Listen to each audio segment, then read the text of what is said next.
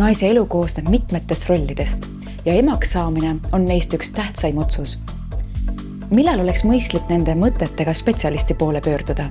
See on väga hea küsimus, et meil Ida-Tallinna Keskhaiglas on nüüd selline uus teenus, et naine saab broneerida endale aja ämmaemanda juurde, kes siis nõustab raseduse planeerimise osas. Ja teenusel siis räägitakse läbi erinevad asjad, nagu näiteks millised vitamiinid oleks vajalik võtta juba enne rasedaks jäämist, kuidas ja milliste tervisliku eluviisidega sobib raseda elustiil kokku ja millistega pigem mitte. Väga palju kasu saavad kindlasti sellest teenusest just need rasedad, kellel on endal mingi krooniline haigus, nagu näiteks levinumad nendest on epilepsia, esimese tüübi diabeet ja nii edasi, et kuna Ida-Tallinna Keskhaiglas on väga paljud erinevad erialad esindatud, siis on meil ka olemas võimalus kasutada ära erinevaid tippspetsialiste, et enda rasedaid vajalikult nende juurde suunata. Ehk ka raseduse jooksul ravi osas uuesti üle konsulteerida. Perekeskne sünnitusmaja on ilmselt suurim tugi lapseootel naisele.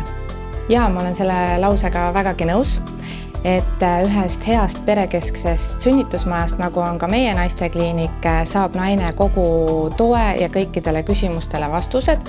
Loomulikult esimene koht, kuhu ta pöördub, kas visiidil küsides või siis ka muul vestlusviisil, on oma ämmaemand, kes siis oskab vastata.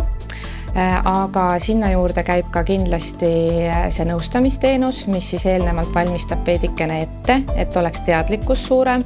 Ja lisaks on meil olemas ka väga hea perekool, kus on erinevad loengud, mis räägivad naisele ära teoreetilise poole ja on võimalus osaleda ka praktilistel kursustel.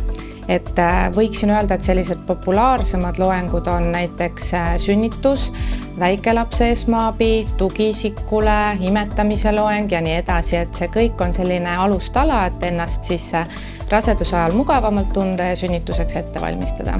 Kuidas on teie kogemus? Kes on perekonnast lähiisikud? Kes võivad viibida sünnitusel?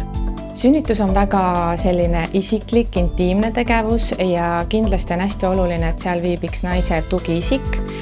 On see siis tema abikaasa, on see tema sõbranna, ema, õde, kes see naine ise soovib. Lubatud on tugiisik ja praeguseks hetkeks on ka taastatud süsteem, et võib võtta kaasa endale sünnitoetaja ehk tuula, kes siis on lubatud, peab omal soovil tegema küll COVID-testi, aga siis kuni 2 inimest.